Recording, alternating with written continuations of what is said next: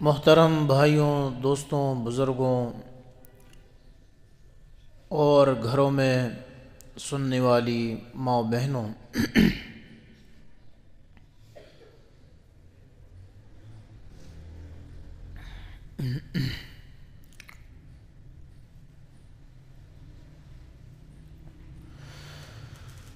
اللہ رب العزت نے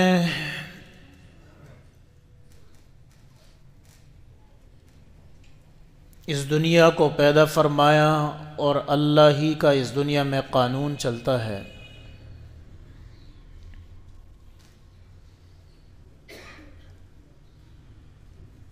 چونکہ دنیا میں کچھ ہمارا نہیں ہے، اس لیے دنیا میں قانون بھی ہمارا نہیں چلے گا۔ جس کی دنیا ہے اس کا قانون ہے، جس کی دنیا ہے اس کی مرضی ہے، وہ جس تدبیر سے چاہے اس کو چلائے، جب چاہے سردی کرے، جب چاہے گرمی کرے۔ وہ سردی کرنا چاہے تو کوئی گرم نہیں کر سکتا، وہ گرمی کا موسم لائے تو کوئی سردی کا موسم نہیں لا سکتا، وہ رات لائے تو کوئی دن نہیں لا سکتا، وہ دن لائے تو کوئی رات نہیں لا سکتا۔ کیونکہ کائنات میں اللہ نے نشانیاں رکھی اپنے بندوں کے لیے۔ ان فی خلق السماوات والارض واختلاف اللیل والنہار لآیات لأولی الالباب۔ اب نشانیاں کن لوگوں کے لیے ہے؟ نشانیاں صرف وہ لوگ صحیح جان سکتے ہیں دل سے۔ سائنسدانوں کے لیے نشانیاں نہیں ہے کہ وہ صرف سائنس کے روح سے اس کائنات کو دیکھے گا، اور ڈاکٹروں کے لیے نہیں ہے کہ وہ صرف ڈاکٹری کے لحاظ سے اس کو دیکھے گا، بلکہ سائنس جب تحقیق کرتی ہے تو وہ سائنس کی نظر سے اس کو دیکھتے ہی ہے۔ ڈاکٹر جب آپریشن کرتا ہے تو وہ اپنی ڈاکٹری کے حساب سے انسان کو دیکھتا ہے۔ انجینئر جب گھر بناتا ہے تو اپنی انجینئری کے حساب سے جو ہے وہ اس کو دیکھتا ہے۔ اس لیے اللہ نے ان لوگوں کا تذکرہ نہیں فرمایا، بلکہ ان تینوں کے ساتھ اگر ایک چیز آ جائے تو یہ تینوں افراد بڑے اہم ہو جائیں گے۔ وہ فرمایا الذین یذکرون اللہ قیاما وقعودا وعلی جنوبہم، وہ سب سے پہلے اللہ کے ذکر کرنے والے ہوں گے۔ تو میرے بھائی، دوستو، بزرگوں، یہ دنیا اللہ کی ہے، اللہ کی مرضی چلے گی اس میں، اور اللہ جس طرح چاہے، جس کو چاہے، جیسے چاہے بنائے، اس سے کوئی پوچھ نہیں سکتا۔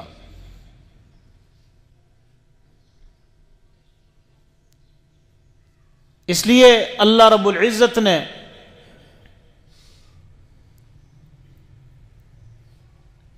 جب انسان نا امید ہوا دنیا سے تو اللہ نے اس کی امید پوری کی۔ مریم علیہ السلام کوئی بچے کی امید نہیں، خاوندی نہیں، اللہ نے فرمایا تیرا بچہ ہوگا۔ کہنے لگی قالت انا یکون لی ولد ولم یمسسنی بشر ولم اک بغیہ، نہ میں کوئی غلط عورت ہوں، نہ مجھے کسی مرد نے ہاتھ لگایا ہے۔ قال کذالک، اللہ کی طرف سے پیغام آیا ایسا ہی ہوگا جس طرح اللہ چاہتا ہے۔ تو میں یہ تمہید اس لیے باندھ رہا ہوں کہ ہمارے لیے حق ہی نہیں بنتا کہ ہم کوئی سوال کرے اللہ سے۔ ہمارا کام صرف یہ ہے کہ سر خم تسلیم کرنا۔ اب سوال یہ اٹھتا ہے کہ جب اللہ نے اس کائنات کو پیدا کیا، اللہ نے اس میں رات و دن رکھے، اللہ نے اس میں سال رکھے، وہ سال سب سے زیادہ خوبصورت سال اس کائنات کا ہے جس سال میں اللہ نے اپنے حبیب کو پیدا فرمایا. اس جیسا سال کائنات میں ہو ہی نہیں سکتا. کیوں؟ اللہ سے ہم پوچھ ہی نہیں سکتے ہیں. وہ مہینہ سب سے زیادہ بہترین مہینہ ہے جس میں اللہ نے اپنے حبیب کو پیدا فرمایا. وہ دن سب سے بہترین دن ہے جس کو اللہ جمعے کا دن کہتا ہے. کیوں جمعے کے دن کو بہترین کہا؟ ہمارے علم میں نہیں، بس یہ اللہ کا انتخاب ہے. اللہ نے اس میں آدم کو پیدا کیا. اللہ نے جو ہے اسی دن قیامت برپا کرنی ہے. یہ ہم اللہ سے نہیں پوچھ سکتے ہیں. ایک ہی بھائی، دو بھائی ہیں، ایک کے گھر میں ساری بیٹیاں پیدا ہو رہی ہے، ایک کے گھر میں سارے بیٹے پیدا ہو رہے ہیں. بھائی کون پوچھ سکتا ہے؟ کوئی پوچھ نہیں سکتا اس سے. کسی کو چاہے تو کیا فرمایا؟ یَهَبُ لِمَن یَشَاءُ إِنَاثًا، جس کو چاہے بیٹی دے دے. وَيَهَبُ لِمَن يَشَاءُ الذُّكُورَ، جس کو چاہے بیٹا دے دے. وَيَجْعَلُ مَن يَشَاءُ عَقِيمًا، اور وَيَهَبُ لِمَن يَشَاءُ، اور جس کو چاہے جو ہے وہ عقیم بنا دے، بانج بنا دے. کون ہے پوچھنے والا؟ اللہ نے سب سے پہلے ذکر کیا فرمایا؟ جس کو چاہے بیٹی دے دے، جس کو چاہے بیٹا دے دے. بیٹی کو اللہ نے بیٹے پر مقدم کیا. بتا یہ دیا کہ جس کے گھر میں اگر پہل شادی کے بعد پہلی بیٹی پیدا ہوتی ہے تو وہ گویا کہ اللہ کے خاص کرم میں ہے وہ شخص.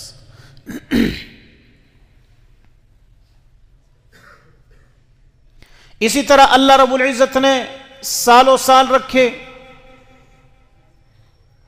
مہینوں کو خوبصورت بنایا. اس میں سے خاص 4 مہینے رکھ کے فرمایا ان عدت الشہور عند اللہ 12 شہرا فی کتاب اللہ یوم خلق السماوات والارض منها 4 حرم. یہ 4 مہینے ہیں، یہ حرمت کے مہینے ہیں. اس میں جنگ و جدال ابراہیم علیہ السلام کے دور سے شاید اس وقت سے یہ چلا آ رہا ہو. جنگ و جدال نہیں کرتے تھے. وہ کون سے؟ ذی القعدہ، ذی الحجہ کا مہینہ ہے، اور رجب اور محرم کا مہینہ. یہ 4 مہینے اس دور سے حرمت والے چلے آ رہے تھے. اس میں وہ لڑتے نہیں تھے، جھگڑتے نہیں تھے. رجب کو رجب اس لیے کہا گیا، اور اس کو جو ہے اصم بھی کہا گیا کہ خاموشی کا مہینہ. یعنی اس میں یہاں تک کہ اسلحہ کی آوازیں نہیں آتی تھی. اور یہ اس کے 18 نام ہے اس مہینے کے. رجب کے مہینے کے 18 نام ہے. اور یہ اس وجہ سے ہے کہ اس مہینے میں نہ ان کی لڑائیاں ہوتی تھی، جھگڑے کچھ بھی نہیں ہوتے تھے. یہ وہ احترام کی نظر سے اس مہینے کو دیکھتے تھے، ان 4 مہینوں کو. اللہ نے اس 4 مہینوں کو محترم بنایا. کیوں بنایا؟ ہم کوئی سوال ہی نہیں کر سکتے. یعنی اللہ تبارک و تعالی کی ذات کی خوبصورتی یہ ہے کہ وہ عجیب انداز سے شرف بخشتا رہتا ہے، عجیب انداز سے خوبصورتی لے کے آتا ہے. مثلا جس طرح میں نے پچھلے کئی جمعوں میں عرض کیا،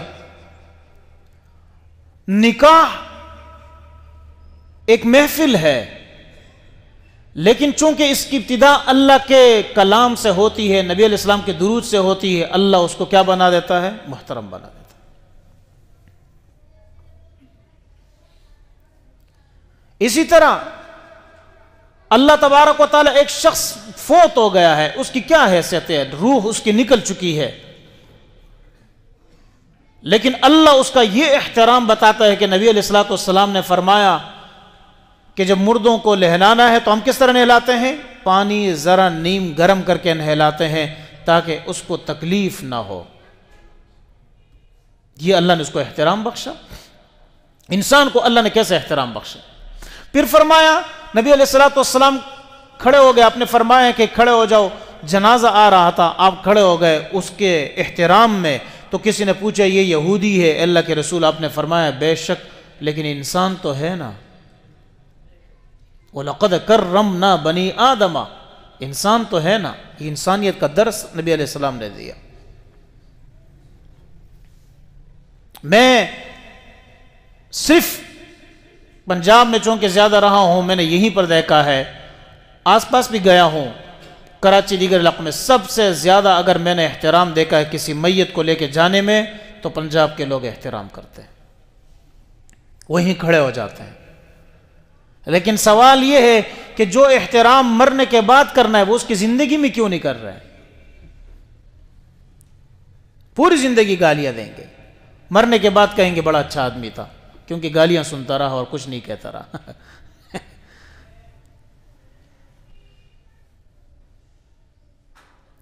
اس انسان کو احترام اس انداز سے دیا کہ اللہ تبارک و تعالی نے فرمایا وَإِذْ قَالَ رَبُّكَ لِلْمَلَائِكَةِ إِنِّي جَاعِلٌ فِي الْأَرْضِ خَلِيفَةً قَالُوا أَتَجْعَلُ فِيهَا مَن يُفْسِدُ فِيهَا اللہ اکبر وَيَسْفِكُ الدِّمَاءَ وَنَحْنُ نُسَبِّحُ بِحَمْدِكَ وَنُقَدِّسُ لَكَ۔ بڑا عجیب نکتہ بتانے والا ہوں۔ اللہ نے فرشتوں سے کہا کہ میں اپنا خلیفہ پیدا کرنے والا ہوں، خلیفہ بنانے والا ہوں۔ فرشتوں نے کیا کہا؟ اتجعل فیہا من یفسد فیہا، آپ اس زمین میں اس شخص کو خلیفہ بنائیں گے جو فساد پہ لائے گا، ویسفک الدماء، اور خون جو ہے بہائے گا، ونحن نسبح بحمدک ونقدس لک، ہم تو آپ کی تقدیس بھی کرتے ہیں، آپ کی تسبیح بھی کرتے ہیں۔ اللہ نے فرمایا انی اعلم ما لا تعلمون، میں وہ جانتا ہوں جو تم نہیں جانتے اس کے بارے میں، اس کے بارے میں جو میں جانتا ہوں وہ تم نہیں جانتے ہو، وہ کون میں پیدا کرنے والا ہوں۔ یعنی اللہ نے انسان کو تمام مخلوقات پر شرف بخشا ہے۔ کون اللہ سے پوچھ سکتا ہے؟ نہیں پوچھ سکتا کوئی۔ ہم اتنے اللہ کے محترم ہے، مکرم ہے اور اتنے قریب ہے کہ اللہ نے ہمیں یہ شرف بخشا۔ حالانکہ علامہ قشیری رحمۃ اللہ علیہ اپنے تفسیر لطائف الاشارات میں فرماتے ہیں کہ عجیب ہے یہ انسان، عجیب ہے یہ انسان۔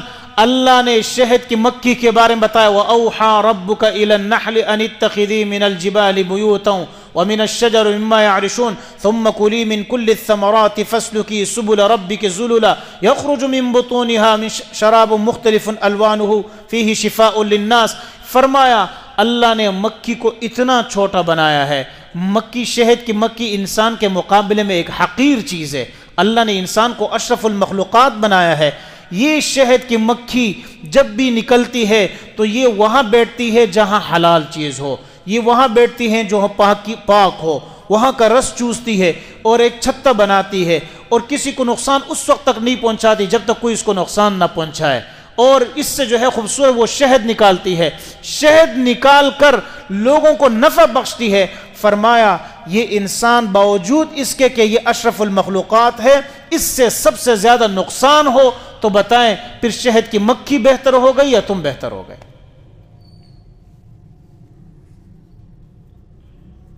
یعنی تم تو اس سے بھی زیادہ حقیر ہو گئے۔ اور پھر ایک جگہ کیا فرماتے ہیں؟ فرماتے ہیں اللہ تبارک و تعالی نے مکھی کو پیدا کیا، عام گند پر بیٹھنے والی مکھی، ہم تو اس سے بہتر ہیں نا، گند کی مکھی سے اللہ نے بہتر بنایا ہے، لیکن فرماتے ہیں کہ وہ گند کی مکھی ہم سے بہتر ہو جاتی ہے۔ کیوں؟ وہ گند پر بیٹھتی ہے، گندگی کھاتی ہے، چوستی ہے، لیکن جب نبی علیہ الصلوۃ والسلام نے فرمایا یہی مکھی اگر تمہارے کسی برتن میں گر جائے تو کیا کرو؟ اس کو ایک اور ڈبکی دو اور اس کو باہر پھینکو۔ اللہ نے اس کے ایک پر میں جو ہے اگر دوا رکھی ہے، دوسرے پر میں جو ہے دا رکھی ہے، بیماری رکھی ہے، جب تم اس کو ایک دوبارہ ڈبکی دے دیتے ہو تو اللہ تبارک و تعالیٰ اس بیماری کو دور کر دیتا ہے۔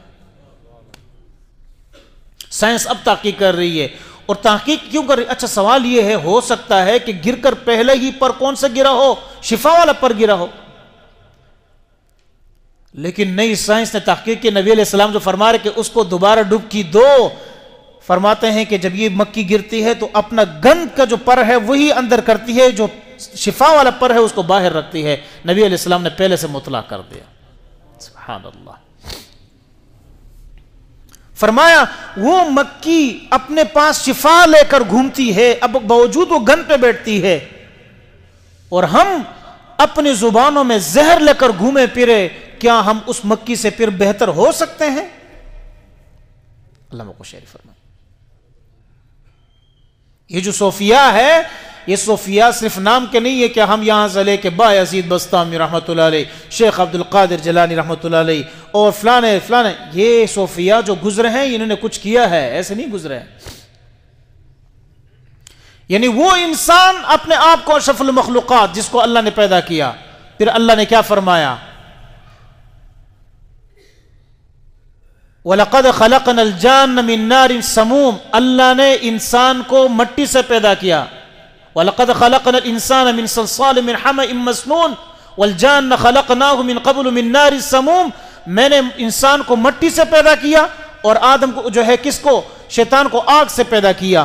اب علامہ قشیری کیا فرماتے ہیں؟ مٹی کے اندر عاجزی ہے اور آگ کے اندر کیا ہے؟ بڑھانا. عاجزی نہیں ہے، تکبر ہے. اب جو مٹی کے اندر ہے، فرماتے ہیں کہ اللہ نے انسان کو پیدا کیا. حضرت کا نقطہ چیک کرے، پہلے اس کے نقطے سے پہلے ان کی ایک تفسیر، ایک اور آیت کی تفسیر بتاؤں گا، پھر ان کا نقطہ بتا. فرماتے ہیں اللہ نے انسان کو جس مٹی سے پیدا کیا، اس لیے فرماتے کہ میں نے مٹی سے پیدا کیا تاکہ انسان کو اپنی حقیقت کا پتہ چل سکے کہ جب بھی وہ گاڑی میں، بڑی گاڑی میں بیٹھے تو اس کو پتہ چلے کہ وہ تو کچھ بھی نہیں ہے، تو مٹی کا پیدا کیا ہوا ہے، گندی مٹی نہیں ہو جاتی ہے. فرمایا تو نطفے کا پیدا کیا ہوا ہے تاکہ اس کو اپنی حقیقت یاد رہے. ذکر نسلہ لئلا یعجبوا، کہتے ہیں کہ اس کی حقیقت بیان کی تاکہ وہ تعجب اپنے آپ پر کیا کرے، عجب کا شکار نہ ہو، بڑائی کا شکار نہ ہو. لیکن فرمایا پھر انسان کی فضیلت کیوں زیادہ ہے؟ فرمایا کہ اس انسان کو اللہ نے پیدا کیا تو کیا اللہ کو معلوم نہیں تھا کہ یہ انسان یہ گناہ کرے گا؟ کہتے ہیں کہ اللہ نے اس انسان کو، باوجود اس انسان کو جانتے ہوئے کہ یہ گناہ کرے گا، یہ کام کرے گا، یہ کرے گا، پھر بھی اس کو پیدا کیا. کیوں پیدا کیا؟ اللہ نے اس کو ایک آسرے پر پیدا کیا ہے، اور وہ آسرا کیا ہے کہ یہ جب بھی توبہ کرے گا، باوجود میں جانتا ہوں کہ یہ گناہ کرے گا، جب بھی توبہ کرے گا میں اس کے گناہوں کو معاف کر دوں گا.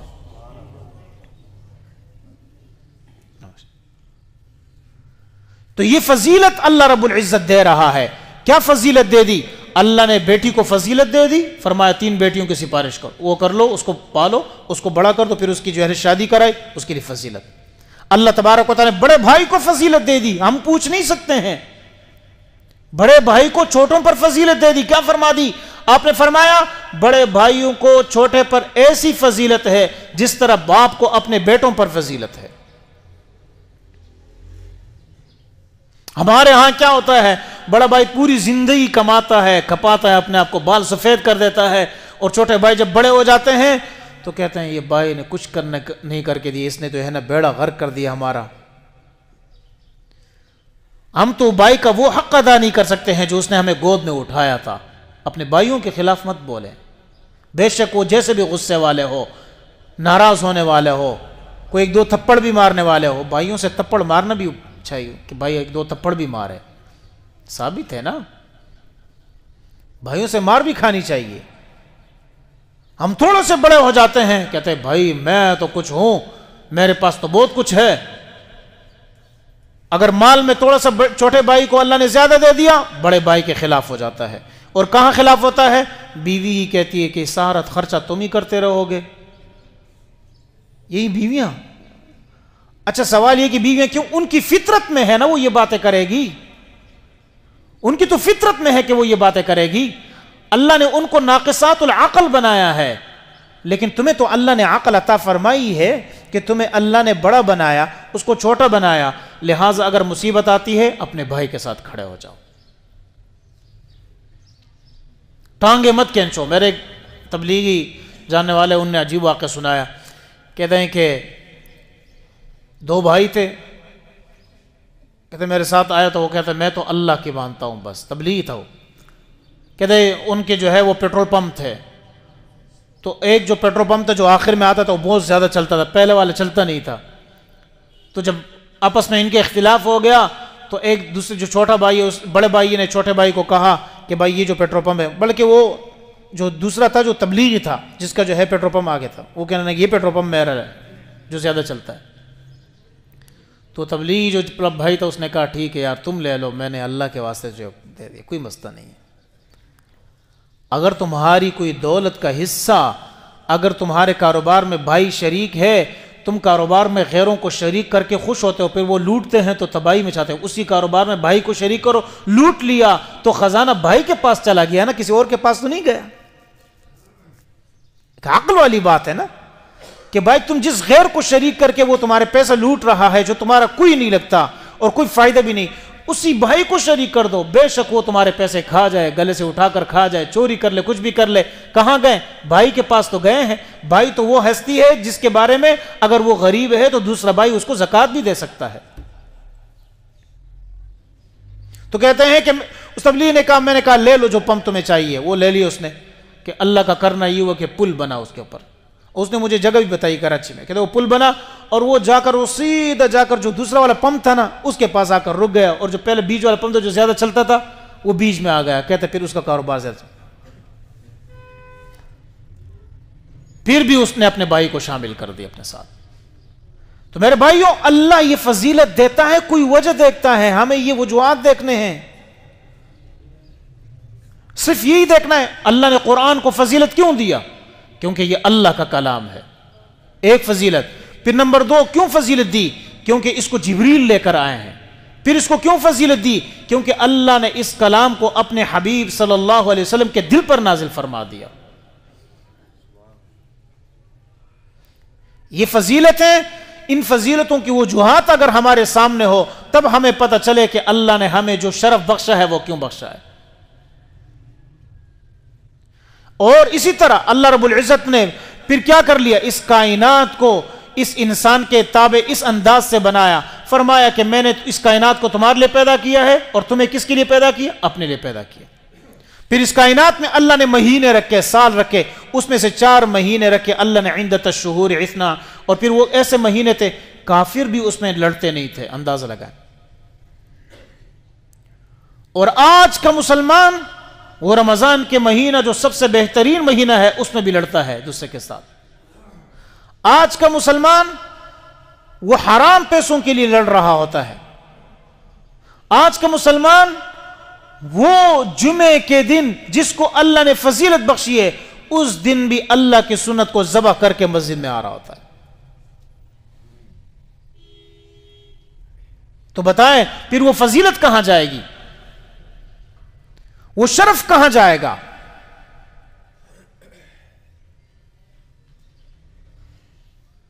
اللہ تبارک و تعالی اس شرف اور اس فضیلت کو ہمیشہ ہمارے سامنے رکھتا ہے کہ تمہاری فضیلت کیا ہے.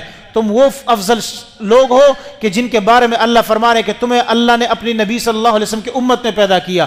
تمہاری فضیلت تو یہ ہے کہ جب فجر کی اذان ہو تو تمہارا سب سے پہلا قدم مسجد کی طرف اٹھے. اور ہم اور مسلمان اور کافر کے درمیان فرق کرنے والی چیز کیا ہے؟ نماز ہے. لیکن یہی مسلمان فجر کی نماز میں نہیں آتا. وہ کہتا ہے نہیں، سردی ہے، کمبل کو اٹھا نہیں سکتا. اور پھر اسی ایمان کے ساتھ جنت مانگتے ہیں ہم. جو ایمان 2-3 کلو کا کمبل نہیں اٹھوا کر مسجد کی طرف لا سکتا، وہ ایمان ہمیں مسجد میں کیسے لے کے جائے گا؟ جنت کی طرف کیسے لے کے جائے گا؟ تو میرے بھائی وہی نماز کہاں سے شروع ہوتی ہے؟ اللہ تبارک و تعالیٰ کے کلام سے شروع ہوتی ہے. اللہ اکبر، اللہ کے کلام سے یعنی سب سے پہلا جملہ جس شخص کے کان میں فجر کے وقت اللہ اکبر کا آئے، میں کہتا ہوں اس کائنات میں اس سے بہترین شخص کوئی نہیں ہو سکتا.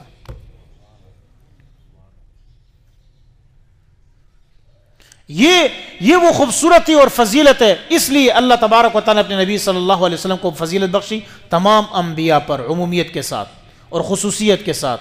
اللہ تبارک و تعالیٰ نے صحابہ کو فضیلت بخشی تمام انسانوں پر. اللہ نے عرب کو فضیلت بخشی تمام انسانوں پر. پھر عرب میں اللہ تبارک و تعالیٰ نے بنو ہاشم کو فضیلت بخشی تمام عرب قبیلوں پر. پھر بنو ہاشم میں اللہ تبارک و تعالیٰ نے کس کو فضیلت بخشی؟ नबी अलैहिस्सलाम को फजीलत बख्शी तमाम बनु हाशिम पर। फिर अल्लाह तबारक व तआला ने बनु हाशिम में से चंद लोगों को मुंतखब फरमाया और वो अहले बैत है। वो कौन है? फातिमा है, अली है, हसन हुसैन है। अल्लाह ने इनको फजीलत बख्शी तमाम जो है लोगों पर। फिर अल्लाह तबारक व तआला ने तमाम लोगों में से खास किसको कर दिया? सहाबा को खास किया, उनको तमाम लोगों पर फजीलत बख्शी। फिर उन सहाबा में अल्लाह ने अबू बकर, उमर, उस्मान और अली को खास कर दिया और उनको क्या बख्शी? तमाम सहाबा पर फजीलत बख्शी। फिर अल्लाह ने अबू बकर को, उमर, उस्मान, अली पर फजीलत बख्शी। फिर अल्लाह ने उमर को जो है उन दोनों पर फजीलत बख्शी। फिर अल्लाह ने उस्मान को अली पर, और इस तरह अल्लाह तबारक व तआला अली को विलायत में सबसे ज्यादा अल्लाह ने अली को फजीलत बख्शी है। बताएं हम अगर ये करें कि इन अली रज़ी अल्लाह की फजीलत को अबू बकर, उमर, उस्मान पर ज्यादा करे, और ज्यादा किस अंदाज से हो? मुझे बड़ी हैरानगी होती है आजकल जब कोई शख्स जो है किसी उसके साथ बैठता है, काले के साथ, और बैठा होता है, और फिर जब अली रतन की बात आती है तो कहता है अली रतन की फजीलत ये है। मानता हूँ अली रज़ी अल्लाह अफजल है, मानता हूँ अली रतन अहले बैत में से है, मानता हूँ अली रतन हसन हुसैन के बाबा है, मानता हूँ हज़रत अली रज़ी अल्लाह हुज़ूर अलैहिस्सलातु वस्सलाम के दामाद है, मानता हूँ हज़रत अली रतन हज़रत फातिमा रज़ी अल्लाह अन्हा जो कायनात में सबसे बेहतरीन है उसके खावंद है, मानता हूँ अली रतन वो शख्स है जिसको हुज़ूर अलैहिस्सलातु वस्सलाम ने हिजरत के वक्त अपने बिस्तर पर सुलाया, मानता हूँ अली रतन वो शख्स है जिसकी आंखों में हुजूर ने अपना लुआब डाला, मानता हूँ अली रतन वो शख्स है जिसके बारे में हुजूर ने फरमाया कल मैं ये झंडा उसको दूंगा जिससे अल्लाह और उसके रसूल मोहब्बत करते हैं और वो अल्लाह उसके रसूल से मोहब्बत करता है। मानता हूँ ये फजीलतें हैं, आप सल्लल्लाहु अलैहि वसल्लम ने फजीलतें बताई है अली करमल्लाहु वजहू के लिए। लेकिन जो शख्स ये बरमला एक काले के साथ बैठकर फिर ये कहे कि मैं इन फजीलतों को मानता हूं, उसके सामने तुम अबू बकर का तस्करा क्यों नहीं करते हो? उसके सामने तुम उमर का तस्करा क्यों नहीं करते हो? उसके सामने तुम उस्मान का तस्करा क्यों नहीं करते हो? उसके सामने अबू हुरैरा का तस्करा क्यों नहीं करते हो? उसके सामने मिक़दाद का तस्करा क्यों नहीं करते हो? अरकम का तस्करा क्यों नहीं करते हो? अनस का तस्करा क्यों नहीं करते हो? अखनस का तस्करा क्यों नहीं करते हो? ये तस्करा इसलिए नहीं करते हो क्योंकि तुम अगर अली की फजीलत बयान करते हो सिर्फ उनको खुश करने के लिए बयान करते हो, अली को खुश करने के लिए बयान नहीं करते हो। और अगर क्या होगा, अगर तुम तस्करा करोगे तो फिर महफिल में नहीं बैठ सकोगे, और जब नहीं बैठ सकोगे, और जिस महफिल में मैं ये कहता हूं आप हमारे सामने अली का तस्करा करें, हम सरे खम तस्लीम करते हैं अली अली है, अली वली है। अली का दुश्मन जो है वो काला है, हम नहीं है। हम अपने सीने से अली को लगाते हैं, हम अपने सीने से अहले बैत को लगाते हैं। हम कहते हैं अल्लाह के रसूल ने दो चीजें छोड़ी, अपने फरमाया मैं कुरान छोड़ता हूं और अहले बैत छोड़ता हूं। हम मानते हैं अली को अगर माना जाता फिर इस, और अगर मैंने तुम्हारी किताबों से दी है फजीलत, अल्लाह ने अली को फजीलत क्यों दी है? मैं ये कहता हूं मेरे इज्मे का खुलासा ये कि हम फजीलत की वजह को तलाश करें, सिर्फ अफजल को तलाश ना करें। सिर्फ अफजल का मतलब क्या? एक ही अफजल, और एक है जिस चीज की वजह से ये अफजल बना है उसको भी तलाश करे कि अल्लाह ने किस वजह से इसको अफजल करार दिया है। फिर क्या है? मुझे एक साहब कहने लगा, हजरत वो एक जगह में बैठा हुआ था, हजरत वो मैं फलानी जगह बैठा हुआ था, तो वो उन्होंने जो है वो बड़ी हजरत अली फजीलत बयान की, और यो तो उन्होंने कहा कि या अली मदद, मुझे जलाने के लिए कहते या अली मदद। मैंने कहा कि यार ये इख्तियार तो अल्लाह ने अपने नबी को नहीं दिया, तो ये इख्तियार किसी और के पास कैसे आ सकता है? तुम वहां क्यों नहीं बोले? कहते मेरे उसने फिर हजरत अल्लाह अकबर, एक शख्स को मैंने सुना वो बयान में कह रहा है काला, कलोटा, खबीस, दिल का काला, जुबान का काला, चेहरे का काला। वो कह क्या रहा है?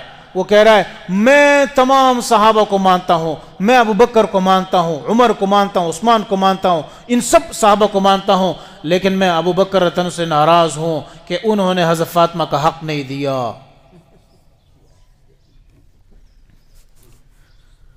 मैंने कहा तेरे जैसे बहुत सारे कुत्ते नाराज है, अबू बकर को कोई फर्क नहीं पड़ता, वो फिर भी आज हुजूर के कहां पर है? हुजूर के बाहों में है और बाहों में रहेंगे। तेरे जैसे बहुत सारे उमर से नाराज है, वो बाहों में है और बाहों में रहेंगे। तेरे जैसे बहुत सारे नाराज है, उस्मान तनो आज भी जन्नतुल बकी में है और रहेंगे। اور جنت البقیع میں تھے نہیں، یہ ان کو دفن کرنے نہیں دیا، ان کو اگر دفنایا ہے اور وہاں تک جنت البقیع تک لے کے آئے کون؟ حضرت معاویہ رضی اللہ عنہ لے کر آئے ہیں۔ تم جس ابو سفیان کو گالی دیتے ہو وہ ابو سفیان تو وہ ہے جس نے ابو جہل نے حضرت فاطمہ رضی اللہ عنہ کو تھپڑ مارا۔ کس نے؟ حضور علیہ السلام نے فرمایا ابو سفیان کو بلاؤ اور جا کر ابو جہل سے پوچھے۔ ابو سفیان کو بلایا، ابو جہل سے پوچھا گیا کہ ابو جہل سے ابو سفیان نے پوچھا، حالانکہ ابو سفیان اسلام قبول نہیں کر چکا ہے، تم گالی دیتے ہو ابو سفیان کو، ابو سفیان اسلام قبول نہیں کر چکا ہے، لیکن سیدھا گئے ابو جہل کے پاس اور حضرت فاطمہ کو لے کر گئے، فاطمہ بیٹی آ جاؤ میرے ساتھ، اور کہا مارو اس کو تھپڑ اس کے منہ پہ، اس نے تجھے تھپڑ مارا ہے مارو اس کو، اس نے تھپڑ مارا۔ جب واپس آ گئے تو حضرت عباس فرماتے ہیں کہ مجھے لگتا ہے ابو سفیان کا کلمہ پڑھنا حضور کی اس دعا کی برکت سے تھا کہ حضور علیہ الصلوۃ نے فرمایا اللہم لا تنسى ابا سفیان، اے اللہ جس طرح آج ابو سفیان نے میری بیٹی کا بدلہ لیا ہے تو بھی ابو سفیان کو مت بھولنا۔ تم کہتے ہو حضور کے مقابلے میں کھڑا ہوا، تو کھڑا تو خالد بن ولید بھی ہوا تھا، گالی دیتے ہو تم۔ ابو سفیان کو حضور نے دعائیں دی ہیں، تم اس کو بد دعائیں دو یا تم اس کو جہنمی کہو، میرے نبی نے اس کو جنتی کہا ہے۔ ابو ہریرہ رضی اللہ عنہ کو حضور علیہ السلام نے دعا دی ہے، تو کوئی اس سے کیا فضیلت؟ ماں کو دعا دی، ابو ہریرہ حضور علیہ السلام کے پاس ہے، اے اللہ کے رسول میں بڑا پریشان۔ کیوں پریشان ہو؟ اتنی دعائیں کرتے ہیں، میری ماں کے لیے تو ذرا دعائیں کریں۔ حضور نے فرمایا اے اللہ ابو ہریرہ کی ماں کو ہدایت عطا فرما۔ کہتے ابو ہریرہ سیدھا گھر کی طرف روانہ ہو گئے، روانہ ہو دروازہ کٹکھٹانا چاہا تو ماں نے کہا بیٹا تھوڑا صبر کر لو۔ کہتے بات میں نرمی میں نے دیکھی، میں نے کہا کچھ خیر ہے، تھوڑا صبر کر لو۔ جیسے دروازہ کھولا تو میں نے دیکھا کہ ماں کے چہرے پر ایک حشاشت بشاشت ہے۔ میں نے ماں سے پوچھا کیا ہوا؟ کہنے لگی مجھے بھی نبی کا کلمہ پڑھا دیجئے۔ تم کون ان کو جاننا بھیجنے والے ہو؟ اب میں آپ کو بتاتا ہوں، پھر میں نے اس سے ایک بات کی، میں نے کہا دیکھو علی رضی اللہ عنہ کا نام سن کر اگر چہرے پر تھوڑی سی خفگی آتی ہے سمجھو اس سے بڑا کوئی منافق نہیں۔ اہل بیت کا نام لے کر چہرے پر خفگی آتی ہے اس سے کوئی بڑا منافق نہیں، لیکن فضیلت وہ چلے گی جو ثابت ہو۔ ابو بکر رضی اللہ عنہ کے لیے فضیلت وہ چلے گی جو ثابت ہو، اپنی طرف سے کوئی فضیلت نہیں چلے گی۔ جس طرح ایک حدیث میں آتا ہے، لوگوں نے اپنی طرف سے حدیث بنائی ہوئی کہ جو ہے میں کیا ہوں، مدینے کا جو ہے وہ حضرت علی تعالیٰ عنہ اس کا دروازہ، میں مدینہ کا شہر ہوں، حضرت علی اس کا دروازہ ہے، عمر اس کی دیوار ہے، فلانا ہے، ابو بکر یہ ہے، یہ سب جھوٹی ہے، کوئی اس طرح نہیں ہے۔ اتنی ضرور ثابت ہے وہ علی بابھا، علی اس کا دروازہ ہے، اس کے آگے جھوٹے، جو فضیلت ہے وہ ماننی پڑے گی۔ تو میں نے کہا اللہ نے قرآن میں ایک لفظ فرمایا، کیا فرمایا؟ محمد الرسول اللہ والذین معہ، اور جو ان کے ساتھ ہے، اشدہ علی الکفار، کفار پر سخت ہے، رحماء بینہم، آپس میں نرم ہے، تراہم رکعا سجدا یبتغون فضلا من اللہ ورضوانا سیماہم فی وجوہہم من اثر السجود ذلک مثلہم فی التوراۃ ومثلہم فی الانجیل کزرع اخرج شطأہ فآزرہ فاستغلظ فاستوى علی سوقہ لیعجب الزراع۔ آگے کیا فرمایا؟ زور سے، ذرا اور زور سے، لیغیظ بہم الکفار۔ ترجمہ کیا ہے؟ کون اس کا ترجمہ کرے گا؟ صحابہ کی تعریف کر کے اللہ نے کیا فرمایا؟ لیغیظ بہم الکفار۔ اس کا ترجمہ کیا ہے؟ کہ جن کی وجہ سے کافروں کو غصہ آتا ہے۔ میں نے کہا ابو بکر، عمر، عثمان، علی کا مجلس میں نام لو، جس کے چہرے پر غصہ ہے اللہ نے اس کو کافر کہا ہے، میں اس کو کیوں کہوں؟ ہمارے لیے ساری فضیلتیں ہیں، لیکن خبردار اگر تم برملا ٹی وی پر آ کر سب کے سامنے اس طرح بیان کرو گے، ابو بکر، عمر، عثمان، علی رضی اللہ عنہم کا نام غلط انداز سے لوگے، تو پھر ہم آپ کے سامنے بیان کریں گے آپ کی حقیقت، ہم خاموش نہیں ہوں۔ کیوں؟ صحابہ ہمارے رہبر ہے، صحابہ ہمارے رہنما ہے، اہل بیت ہمارے سروں کے تاج ہے، ہمارے آنکھوں کا سرما ہے، ہم کسی کے حق میں کوئی بھی غلط بات برداشت نہیں کر سکتے ہیں۔ اللہ رب العزت نے تو خلاصہ یہ ہے میرے بھائیو، دوستو، بزرگوں، اللہ نے ہر انسان میں سے بعضوں کو فضیلت دی ہے۔ ماں کو فضیلت دی کس وجہ سے؟ باپ کو فضیلت دی کس وجہ سے؟ بیٹی کو فضیلت دی کس وجہ سے، بڑے بھائی کو فضیلت دی کس وجہ سے، مسجد کو فضیلت دی کیوں دی، ایک نمازوں میں سے خاص نماز فجر کی نماز کو فضیلت دی کیوں، عصر کی بعض کہتے ہیں عصر کی نماز کو فضیلت دی کیوں، خاص فضیلت دی، یہ ساری فضیلتیں ہم نے سامنے رکھنی ہے۔ رجب کا مہینہ، رجب کا مہینہ، اور اس طرح شعبان کا مہینہ، رمضان کا مہینہ، بعض مہینے اللہ کے نزدیک بہت زیادہ بہتر ہے، کس وجہ سے، ان وجوہات کو سامنے رکھنا ہوگا۔ اللہ نے مرد کو فضیلت دی عورت پر، کس حساب سے؟ یہ فضیلت اعمال میں نہیں ہے، یہ فضیلت کس میں ہے کہ اللہ نے مرد کو کیا بنایا؟ حاکم بنایا عورت پر۔ یعنی حاکم کا مطلب کیا ہے؟ ہم نے حاکم کا مطلب یہ سمجھا کہ مارے گا، کیا کرے گا؟ ہم نے مرد کو کیا سمجھا ہوا ہے؟ حاکم کا مطلب کہ وہ بیوی کو مارے گا تو وہی مرد ہے، وہ بیوی کا جو ہے مہر کھا جائے گا وہی مرد ہے، بیوی کو گھر سے نکالے گا ماں کے کہنے پر وہ مرد ہے، بیوی کو 2-3 تھپڑ مارے گا تو مرد ہے، بیوی کو زدکوب کرے گا تو مرد ہے، بیوی کو گالی دے گا ماں بہن کی اور بیوی خاموش رہے گی تو سمجھو کہ خطرناک مرد ہے۔ مرد یہ نہیں ہے۔ قوامون علی النساء کا مطلب یہ ہے اللہ نے مرد کو عورت پر فضیلت یہ دی کہ اللہ نے عورت کا سارا خرچہ مرد پر ڈالا کہ تمہاری بیوی تمہاری عزت کا خیال رکھے گی، تم اس کے جو ہے کیا کرو؟ عزت کا خیال رکھو، تم اس کے پیٹ کا خیال۔ یہ فضیلتیں اللہ نے دی، اس کو سمجھنا ہوگا۔ اگر میں صرف اس لیے یہ جمعہ ذکر کر رہا ہوں کہ صرف اگر ہم نے یہ چیز سوچ لی کہ فضیلت اللہ نے مرد کو دی ہے، کیوں دی ہے وجہ پتہ نہیں ہے، صرف فضیلت کا پتہ ہے کہ میں افضل ہوں، تو یہ خطرناک طرف چلے جائیں گے اور اس سے وہ نقصانات ہوتے ہیں جس طرح آج کل فرقے بنے ہوئے ہیں۔ اللہ ہماری حفاظت فرمائے۔ واخر الحمدللہ۔